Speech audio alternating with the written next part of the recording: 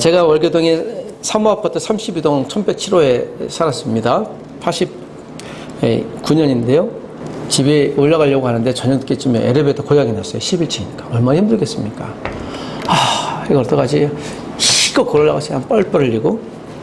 그리고 집에 들어갔는데, 가구를 새 걸 갖고 놓으셨더라고요. 어머니 가구가 새 거네요. 저 왔어요. 그러니까는, 그래 하고, 여기 밥 있으니까 먹으라고 했는데, 식탁도 바뀌었어요. 그래서 갑자기 제 방을 가보니까 방이 제게 없어요. 이상하다. 이렇게 봤더니요. 제가 32동이었는데 31동을 간 거예요. 지금 생각해보면 거기 화장실에서 답하셨던 분은 아마 시커멓겠다. 제가 그러니까 얼마나 발달했는지 아주 걸고 나설래라 하고 그냥 슉 내려오고요. 32동은 엘리베이터 고장이 나지 않아서 얼마나 제 가슴 쓰렸는지. 번지수를 잘 찾아야 될 줄 믿습니다.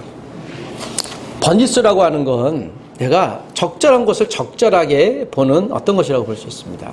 자, 우리가 적절한 것이라고 얘기를 했는데, 그래서 여러분, 우리가 오늘 나누었던 다니엘서 3장에 하나냐, 미사엘, 아사랴, 이걸 바벨론 언어로 사드락, 메삭, 아베드노고, 그 뜻은 하나님을 믿었던 사람들의 이름, 그 이름 자체가 거기에서 우상, 바벨론, 느보, 우상을 섬기는 사람은 완전히 바뀌었죠. 이름이 바뀌는 건 무엇이 바뀌는 거예요?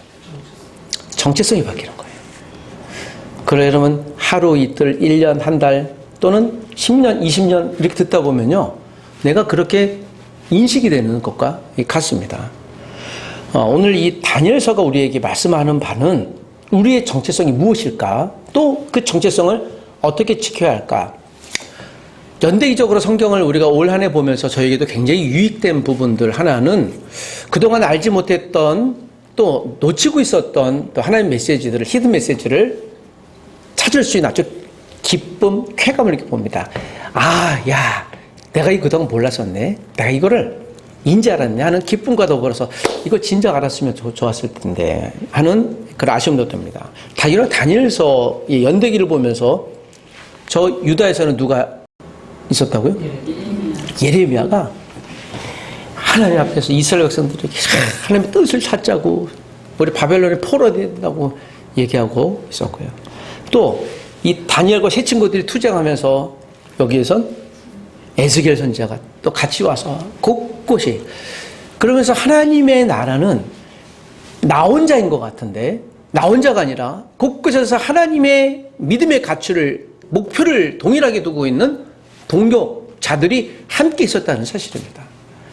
예레미야는 혼자인 것 같고 다니엘도 혼자 있는 것 같고 에스겔도 혼자 있는 것 같고 말라기서 혼자 있는 것 같고 호세아 혼자 있는 것 같고 다 혼론된 것 같긴 했지만 결국 하나님의 사람들이 곳곳에 있어서 누군가를 기도하고 있다는 사실입니다. 여러분 혼자 됐다고 슬퍼하거나 낙망하지 마십시오. 하나님의 사람들이 반드시 여러분을 지키시고 인도하실 줄 믿습니다. 오늘 인생 수업에 대한 책을 여러분께 드리면서 다니엘과 참 유사한 내용이 있을 것이라고 봅니다. 특별히 4챕터 보면 이별의 연습이란 내용도 나옵니다. 그러니까 상실과 이별이 우리에게 어떤 의미를 주는가에 대한 내용인데 여러분 혹시 페이지 86페이지를 잠깐 한번 보시면 이것이 이제 이 저자의 핵심이기도 하고 어려운 일을 당하는 분들이 이 5가지 기준을 갖고 어려움을 극복하는 하나의 루틴으로 교과서처럼 삼기도 합니다. 86페이지 혹시 보셨나요? 이 큐블러로스가 죽음을 앞에 둔 사람들의 이제 반응들을 이렇게 모아봤는데 86페이지 중간에 보면 죽음을 포함한 모든 상실의 과정에서 사람들이 보이는 5단계의 반응. 삶에서 겪는 모든 크고 작은 상실에 공통적으로 나타납니다. 당신의 아이가 시각장애라고 태어났다고 가정해 보십시오. 당신은 아마 다음과 같은 반응을 거칠 것입니다. 만약에 내 아이가 시각장애아로 태어났어요. 그러면 감사하실 분이 없잖아요. 그때 제일 먼저 일어나는 반응은 무엇입니까? 첫 번째 반응은 부정하는 거예요. 아니야, 의사가 앞을 못 볼 거라고 했지만 시간이 지나면 내가 정상으로 되고 판단 잘못할 수 있어. 이렇게 부정하는 거예요. 그러니까 문제 앞에서 이 문제가 나에게 일어날 리가 전혀 없어. 아니야. 뭔가 잘못됐을 거야 하고 부정의 단계가 일어나고. 그러니까 두 번째 반응은 분노의 단계입니다.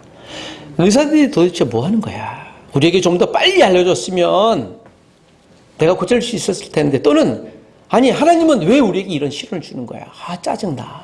이게 이제 부정의 단계예요. 그 다음 세 번째는 타협입니다. 점차 이 아이가 그래도 말귀를 잘 알아듣고 혼자서 앞가림할 수만 있게 된다면 그래도 뭐 감사하겠지 뭐. 네 번째 반응은 절망이에요. 야, 그런데 아무리 생각해도 이건 끔찍한 일이야. 우리 아이의 인생이 얼마나 불쌍할까. 나는 왜 이런 일이 나에게 일어날까 하고 절망합니다. 제일 마지막 다섯 번째 반응은 그 수용입니다. 어떤 문제가 생겨도 우리 아이가 크면 잘 이겨내갈 수 있고 우리도 그렇게 살아야지 않겠어? 하고 받아들이는 단계라고 합니다. 요 다섯 가지 단계는요, 이 키블로로스가 사람들의 극심한 치료할 수 없는 병을 두고 이제 임종을 앞에 두신 분들이 자신의 죽음을 앞에 두면서 보인 반응을 이렇게 정리해 보니 이 다섯 가지로 구별되더라는 것입니다. 여러분, 내가 믿고 들어왔던 직장이나 어떤 처음에 시도했던 곳이 특별히 여러분, 우리 그리스도인들은 내가 뭔가 선택하거나 직장을 가거나 누군가를 만나고 할 때 제일 먼저 기도하잖아요. 그리고 이렇게 하지 않습니까? 하나님, 나에게 이곳에 보내주시면 정말 주의 뜻을 알고 어려운 일이 있어도 불목불처럼 생각해도 참 감사하고 고맙게 여기고 하나님 할렐루야 하겠습니다. 믿음의 정신을 잘 지키겠습니다 해서 들어갔는데 가자마자 불편하게 하는 사람이 있고 나를 막 갈구는 사람이 있고 원하지 않는 거 막 시키고, 그럼 어떤 일이 그때 제일 먼저 일어나요? 왜 나에게 이런 일이? 자꾸 부정하는 거예요. 아, 왜 나에게 일어나는 거야? 아, 왜? 이게 제일 처음 부정이에요. 이게 인간의 본능과도 같아요. 긍정적이지 않아요. 그런데 여기서 고민하기 시작하는 거죠. 이제 부정하게 되면서 뭐가 나요? 같이 따라오는 게. 그게 분노예요. 화는 상태예요. 화는 누가 나에게 막 위협을 하면 화가 나요. 저 뭐야? 그러나 이게 해결되지 않게 해서 나오면 이제 분노예요. 분노는 불이에요. 꺼지지 않는 화산처럼 계속 일어납니다. 그러면서 이 분노는 여러분 꺼지지 않아요. 감정의 분노는. 감정의 분노는 그냥 삭혀야지 하다가요 이제 대폭발 일어납니다. 이 분노는요 해야 되는 거예요. 분노를 잘해야 화산 폭발처럼 없어지는 거지. 여러분, 우리 막 화내는 사람한테 뭐라 그래요? 야, 화내지 말라고 하죠. 그런 사람한테 때리면 돼요. 화 푸셔야 돼요. 화를 잘 내는 게 필요한 거지, 내지 말거나 분노하지 말거나. 오늘도 금메달 딴 사람 우리 부모님에게 기뻐하지 말라고 하면 무리한 것 같아요. 그 기뻐하는 거고, 이 감정은 절제하는 게 아니라 잘 표현하는 것이 있는 것입니다. 이게 분노도 마찬가지예요. 그리고 분노가 끝나면 그다음부터 이제 현실 인식이 되는 거죠. 이제 나는 어떻게 해야 될까? 어떻게 이제 잘 반응해야 될까? 그러나 여러분, 부정적인 사건이 일어난 다음에 아무리 타협을 해봐야 뭐 하겠어요? 그게 절망이 되는 거죠. 길끝에서 기도해서 왔는데 왜 이건 뭐지? 상황 변할 것 같지도 않고. 그러니까 이게 절망이 돼요. 절망이 되면 무엇이 안 됩니까? 우리 그리스도인들은. 맞아요. 기도가 안 되는 거예요. 절망하면 기도가 안 나와요. 왜요? 내가 기도해서 여기 왔거든요. 하나님 보내주셨거든요. 일을 하고 있거든요. 그러면 하나님 어떻게 인도하셔야 돼요? 내게 어려운 일이 닥치면 이 어려운 일을 하나님이 해결해 주셔야 되잖아요. 그런데 해결이 안 되고 안 되긴커녕 환경이 변할 것 같지가 않아요. 이 폭풍우가 멈출 것 같지 않아요. 그럼 어떻게 해요? 절망이죠. 그러니까 방법이 없는 거예요. 자, 이럴 때 우리는 어떻게 될까요? 인간은. 이 키블로로스는 심리학자로서, 의사로서 어쩔 수 없다 우리 인간이. 그러니까 수용해야지. 인간적인 측면에서 나타나는 거예요. 이게 모든 인간들, 사람들이 거의 대부분 비슷하게 유사하게 이런 반응을 보이더라. 우리가 제일 먼저 했던 반응이 그 부정적인 것. 결혼을 했는데 아내나 남편이 내 말을 거역하고 막 화내게 해요. 내가 어때 저런 사람과 결혼했지? 라고 막 부정하게 되는 거예요. 그러니까 이게 모든 일의 한 루틴과 같더라. 그래서 이 다섯 가지를요, 기업에서도 어떤 일을 할 때 이 단계를 거쳐요. 대부분. 그래서 우리가 어떻게 수용하는 데까지 이 단계를 건강하게 만들까라고 하는 것이에요. 제가 벌써 한 달 동안 여기 좌뇌가 아파서 두통이 있어갖고, 이게 종양인가? 그럼 어떡하지? 야, 그럼 내가 1년 동안 산다면 내가 뭘 해야 되지? 해갖고 이제 계속 제가 한번 예측을 다 해봤어요. 저 끝까지 갔다가 다시 돌아와서, 근데 목이 아픈데 왜 또 뒤가 아프지? 왜 이게 돌아다니지? 이거 혹시 디스크 아니야? 하고, 다시 한번 또 공부하기 시작했습니다. 그랬더니 디스크는 이렇게 자세를 좀, 제가 늘 이게 왼쪽으로 옆으로 잤더니, 보고 똑바로 자도 괜찮아져요. 그러면 자세 문제인가? 하고서 이렇게 갔더니요, 다시 또 걸어야 돼요. 제가 한 달 동안 걷지도 않고, 뛰지도 않고. 그리고 제가 제 달리기 코치 선생님인 우리 최원 선생님하고 열심히 달리고 있어요. 요새는 집 산 등성이에, 달리고 있고, 한 가지예요. 제가 살기 위해서, 건강하기 위해서. 그래서 왜 내가 이 두통이 오고 이런 일에 분노하더니 이제 타협한 거예요. 그러면 내가 저녁 때 무조건 뛰리라. 다행히도 여러분 이게 많이 이제 없어졌어요. 그래서 얼마나 감사한지 모르겠습니다. 그러니까 절망까지는 가지 않았어요. 근데 대부분 이 단계 거치는 거예요. 그런데 만약에 계속 아프거나 또 그러면 우리는요, 크고 작은 모든 일에 대해서 다 요 단계를 다 거쳐요. 그런데 여러분 이 단계를 이해하고 잘 수용할 수 있다면 다 미래가 있는 거예요. 보장이 되는 겁니다. 제가 지난주 화요일도 아주 감동이 있었던 사건을 봤습니다. 저하고 연배가 같은 우리 크리스찬 교수님이 벌써 6개월 동안 기도했던 학교 반도체 사업이 이제 잘 수용될 수 있도록 꼭 해야 정부 지원도 나오고 해서 학교 발전하는데 이게 담당자여서 될 거라고 하고 제 아내도 하나의 메시지로 알고 제가 물어보니까 된다고 해갖고 제가 제 아내가 된다고 했어요. 그러니까 전혀 걱정하지 마세요. 근데 내가 얘기했으면 큰일 나잖아요. 그래서 된다고 했으니까 전혀 걱정하지 마시고 제 아내가 나는 기도의 은사가 있고 제 아내는 응답의 은사가 있는데 그러니까 걱정하지 마시라고 해서 딱 얘기했는데 결국은 안 됐어요. 이 교수님이 2주 동안 공황 상태 거의. 정말 최선을 다했고 제가 봐도 떨어질 것 같지 않아요. 이분의 다른 학교도 열심히 잘했지만 근데 나중에 이분이 이제 점심을 같이 먹으면서 자기가 브리핑을 하겠다 해서 한 분하고 저하고 이제 그분이 있는 노트북에 준비를 해와서 우리가 어떻게 떨어졌냐만요, 안 됐냐만요 하면서 하는데요. 다른 학교가 되었던 이유를 다 부족한 거예요. 7, 8개 학교를. 그러면서 저한테도 보여주고 하면서 제가 문득 그런 생각이 들었어요.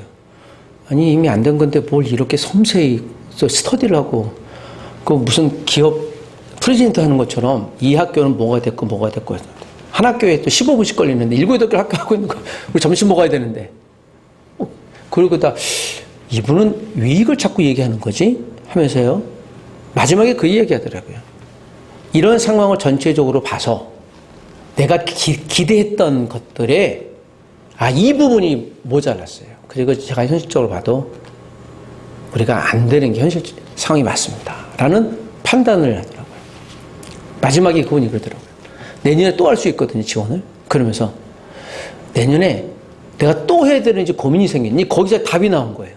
그래서 한 분 교수님이 우리가 이게 큰 프로젝트 안 되고요. 그러면 이 자그마한 걸 해야 돼. 이걸 하려면 어디에서 이런 걸 도와줘야 되고요. 근데 도와주는 상황이 안 되니까 요 프로젝트 요거는 될 것 같아요. 그래서 제가 이렇게 저는 이제 지켜보고 있잖아요. 그래서 문득 이걸 왜 조사하고 있지? 자기가 안 된 실패한 것을 지금 계속 살피는 거예요. 얼마나 짜증나겠어요. 그런데 제가 그래서 이분은 무엇을 맡겨줘도 앞으로 일을 잘해내실 분이겠다. 여러분, 내가 실패했지만 지금 무슨 과정을 거친 거예요, 이분은? 네? 실패했지만 처음에 이분도 부정했어요. 우리가 왜 떨어져? 막 분노했어요. 떨어질 리가, 기도도 했는데, 응답도 받았다 그러는데. 그러다 타협한 거예요. 어쩔 수 없지, 안 된 거. 그냥 수용해야지. 그러다 절망이 온 거예요. 이제 2주 동안 멘붕이 온 거예요. 어떻게 해야 돼? 그러다가 이제 수용한 거예요. 그러면서 이제 결론을 낸 거예요. 이분이 분석을 잘하는구나. 근데 분석해서 뭘 하는 거예요? 분석을 객관화 시킨 거예요. 왜 안 되는지. 그리고 나니까 이제 다음 그림이 진로가 보여진 거예요. 우리가 요걸 하면 될 것 같아요. 답이 공통적으로 나오더라고요. 그걸 옆에서 듣고 있는 제가 이제 뭘 놓고 기도해야 될지 기도의 방향을 잡은 거잖아요. 야, 그러면서 점심 맛있게 먹고 왔습니다. 때론 우리가 눈앞에 있는 실패한 것들을 놓고 우리는 그거 아예 버리기 싫어요. 이렇게 툭 던져버리고 싶어요. 이런 일에 나이가 그걸 계속 그 문제에만 몰입되고 함몰되어서 다른 걸 하기 싫어하는 경우가 정말 많습니다. 제가 그분 이야기를 보면서 저에게도 굉장히 큰 감동으로 남아있기 때문에 여러분께 말씀드리고요. 여러분, 다니엘과 오늘 이 세 친구도 분명 그랬을 것이라고 봐요.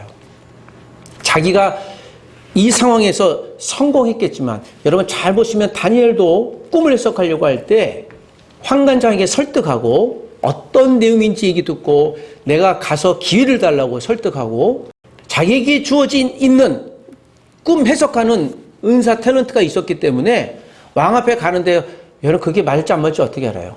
여러분 다니엘서가 12장으로 되어 있고요. 사건은 6장에 한정되어 있어요. 그런데 이 사건이 여러분 1장에서 15살짜리가 2장 3장으로 오면 몇 살이 돼요? 40세가 되잖아요. 그러니까 그 20년간의 사건에서는요. 얼마나 많은 일이 일어났겠습니까? 여러분 예레미야를 하나님이 선지자가 몇 살로 부르셨어요? 수명에 20살요. 다니엘은요? 15살. 에스겔은요? 25살 BC 597년에 25살 때 포로 가게 하고 5년 뒤에 부르신 거예요. 30살에. 그리고 여러분 15세에서 30세 지금 청년들을요. 이 시대에는 민족의 예언자로 사용하신 거예요. 특별히 청소년기부터 시작해서요. 물론 이때 청소년기는 우리가 좀 다르긴 하지만 그래서 여러분 청년 에스겔, 청년 다니엘, 청년 예레미야로 부르는 게 맞아요. 30세 언저리 때 요 나이 때 있는 분들이 하나님 위대한 일을 하는 거예요. 여러분 여기 30대 또 30대 손 들어보세요. 나이를 구차하게 보면요. 그 나이대가 사실 큰 의미가 없어요. 여러분 그런데 하나님이 아브라함을 몇 살을 부르셨어요? 75세. 왜 75세를 불렀죠? 좀 부를 것 같으면 뭐 한 20대에 불러서 자손 많이 할 수 있는 사람 부르지 75세에 불러갖고 하나님께서 또 아들 준다고 또 약속까지 덜컥 해놓으니까 어떤 일을 벌어져요? 근데 결국 몇 살에 주셨습니까? 100세 주셨잖아요. 그런데 아브라함에게 사실은 너희 100살의 아들을 할 거야 하고 몰래 얘기해 주지 않았어요. 25년 동안 기다렸겠죠. 그러니까 기다려도 안 되니까 86세 이스마엘을 낳잖아요. 그런데 하나님이 그거 아니야. 그러니까 도대체 뭐야. 그 얼마나 멘붕됐겠습니까? 그러니까 하나님 참 그 고약한 버릇이 있으신 것 같아요. 우리 인간의 입장에서 보면 좀 정확히 날짜를 주고 환경을 주고 결론을 미리 주시면 우리 견딜만 하잖아요. 야, 사실 살짝 요거 너 이때까지만 하면 돼. 아니, 오케이 하고 기다릴 수 있잖아요. 아니 바울에게 에베소로 가려고 했는데 환상 가운데 나타나서 마케도니아로 갔더니 사람들이 수많은 사람들이 죽게 돌아와 우리가 기다리고 있었다고 할렐루야라고 외치기는 개뿔 하나도 없잖아요. 뭐가 있습니까? 제일 먼저 일어난 게 어디예요? 빌립보 감옥이잖아요. 아니 하나님 응답돼서 여기 왔는데 네가 왜 감옥에 있죠? 바울이 그렇게 생각하지 않았겠습니까? 야 바울 입장에서는 얼마나 화가 났을까. 안 그래도 바울이 다혈질이고 굉장히 담배 피는 사람인데 뜻대로 안 되면 그 분노가 그냥 불처럼 일어나는 사람인데 말 안 듣는다고 그냥 갔던 마가를 놓고 멱살 잡고 이 새끼 저 새끼 하면서 못하겠다고 자기보다 30살 많은 바나바의 멱살 잡고 막 헤어지고 욕하고 갔던 사람인데 이게 어떻게 견뎠을까. 하나님 내가 왜 이쪽으로 왔습니까 하고 그 부정했을 것이에요. 그 분노했을 것이에요. 왜 내 감옥에 갇혔습니까. 그러다 이양원고 찬양이나 할까. 제가 각색하는 거예요. 그렇지 모르겠습니다. 그래봐야 내가 감옥에서 풀려나지 않을 텐데 절망하고 있는데 아유 그래 이렇게 죽으면 되지 하고 있다가 문이 착 열리니까 그래서 썼을까 그 감옥 그 사도행 16장 배경이에요. 근데 결론적으로는 여러분 그 과정 통해서 새로운 복음의 시대를 연계해요. 바울의 좌절과 고통을 하며 사용하신 것이죠. 여러분 하나님이 우리에게 주시는 고통과 좌절도 사용하시는 거예요. 위키블로러스에 그래서 여러분 이거 제목이 인생 수업이라고 했잖아요. 여러분 책 표지를 잘 펴주시면 여기 표지 보세요. 저는 이걸 볼 때마다 신비했어요. 제 표지가 여러분과 좀 달라요. 제 거 보면 이렇게 있고 이렇게 있고 이렇게 있어요. 그래서 다르죠. 그래서 뭐 좀 잘못됐나 하고 보니까 이거 일부러 이렇게 제 책을 이렇게 만든 것 같아요. 라고 하는데 여러분 거 보니까 이거 책 잘못 나온 거야. 제가 보니까 제가 여러 거 인정보고 나서 진짜 내 책 이거 미스프린트한 거네. 이거 제목 잘못한 거예요 이거. 그래서 내가 속으로 참네 이제 그러면서 이제 오늘 확인한 거죠. 참나 거기다 커피도 쏟고 뭐 이러겠나. 여러분 지나고 보니까 이게 잘못했던 게 눈에 이제 화가 나는 거예요. 오이씨 이거 바꿀 걸 제대로 할 걸. 뭐 어쩌겠어 하고 수용해야 되잖아요. 그 짧은 시간에 막 분노 났다가 수용했다가 절망했다 어떻게 해서 수용했지. 이게 우리의 타입이고 일상이라는 거예요. 저는 그러면서 요 인생 수업이라고 하는 키블러로스의 이야기는 굉장히 의미 있는 책이라고 봅니다. 사실 쉽진 않지만 계속 이런 일들은 반복될 줄 믿습니다. 멈추지 않을 거예요.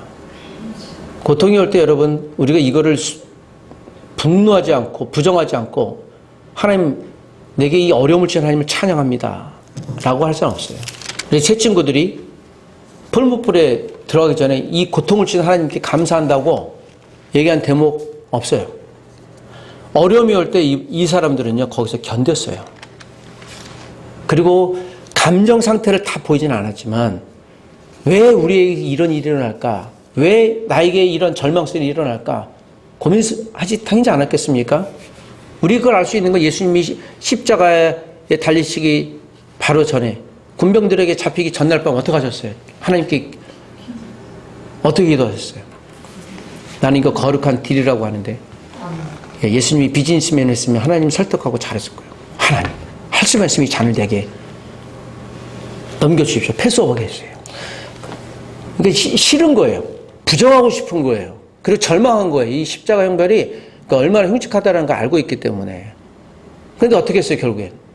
내 뜻대로 마옵시고 아버지 뜻대로. 그러니까 수용해버린 거예요. 기도 응답에 실패한 것을 할렐루야 하나님의 뜻이 있을 겁니다. 아멘 라고 할 사람이 몇 명 있을까요? 없어요. 그러니까 내 기도가 거절되거나 안 되면 우리가 거절된 것으로 우리가 하나님의 응답을 받습니다 라고 하지만 그 얼마나 마음에 쓰라리고 분노하겠습니까? 이게 정상이에요. 근데 여러분 그 과정에 아까 제가 말씀드렸던 그 교수님을 통해서 사람도 감동하는 거예요. 이 사람은 다음에 정말 큰일 해낼 수 있겠다. 실패했는데 인정하고 존중하는 거예요. 옆에서 본 사람들이. 예레미야도 마찬가지고요. 40년 동안 그를 지지했던 사람이 몇 명이 나옵니까? 예레미야 52장 가운데. 옆에서 바르고 글이나 열심히 썼어요. 정황상 보시면요. 한두 사람 정도 나와요. 그를 구출해낸 사람, 그걸 소극적으로 도운 사람 말고는 예레미야를 지지하고 도왔던 사람들의 이름은 드러나지 않아요. 정치적으로 그를 도왔다간 괜히 어려움에 빠질 것 같기도 하고 또 국가가 망하는데 망한다고 하는 그 예레미야 말에 심정적으로 동의할지라도 이렇게 했다간 내가 어떤 어려움을 당할 예레미야가 없는 거예요. 호세아서는 반복해서 얘기하지만 불렀는데 갑자기 어느 날 하나님이 계셔가면 오 할렐루야 하나님 듣겠나이다. 너 가서 저 여인을 아내로 삼아라. 이거 참 어려운 일인 거예요. 이런 상황을 놓고 보면 우리가 이 성경 한 분 한 분들의 이야기는 영웅의 이야기가 아니라 지극히 회피하고 싶었던 하나님의 위대한 짐을 진 사람들이라고 볼 수 있는 것이에요. 아까 우리가 이제 기도 제목을 함께 나누었지만 저는 이 기도 제목 가운데서도 우리 모두 하나하나가 여러분 하나님께 감사합니다라는 기대에 대한 기도 제목보다 아프고 어려운 분들 또 진로에 대한 고민들 여러분 진로에 대한 기도 제목을 내셨는데 여러분 큰 인물 되실 거예요. 이 기도 제목 하나 벌써 몇 년 동안 하잖아요. 안 변하고 이 기도를 포기하지 않는 여러분들도 정말 대단하시다라는 생각합니다. 우리가 이 상황에서 우리는 어떻게 버텨야 되지? 하나님의 뜻은 무엇인지? 오늘 저와 여러분 다니엘과 당시 선지자들의 활동들을 우리가 묵상해 보면서 다니엘은 혼자 버티지 않았어요. 예레미야가 혼자 버티지 않았습니다. 에스겔이 홀로 된 것 같았지만 혼자 버티지 않았습니다. 간절히 제 친구가 죽을 것 같던 풀무불 앞에서도 그를 기도했던 수많은 보이지 않는 기도의 영웅들이 있었던 것이죠. 오늘 저와 여러분 혹시 부정하고 싶은 상황 가운데 있을지라도 괜찮아요. 그래서 하나님 앞에 고민스러운 얘기를 그대로 기도해도 좋겠지만 여전히 하나님이 그 상황에 개입하고 계신다는 것과 답답한 상황이어도 낫지 않은 질환 가운데 고통 가운데 있을지라도 여전히 하나님이 그 상황에서 말씀하시고 역사하신다는 사실들을 기억하십시오. 누군가 나를 위해 역시 기도하고 있다는 분이 분명히 계시니 여러분 홀로 있다고 생각하지 마십시오. 우리 함께 견뎌봅시다. 그리고 함께 고난도 함께 맞아보고 기쁨도 함께 누려보는 우리가 되시길 주의 이름으로 부탁드립니다. 한 주일 동안 누군가에게 보이지 않는 기도의 도우미가 되시길 부탁드립니다. 기도하십시다.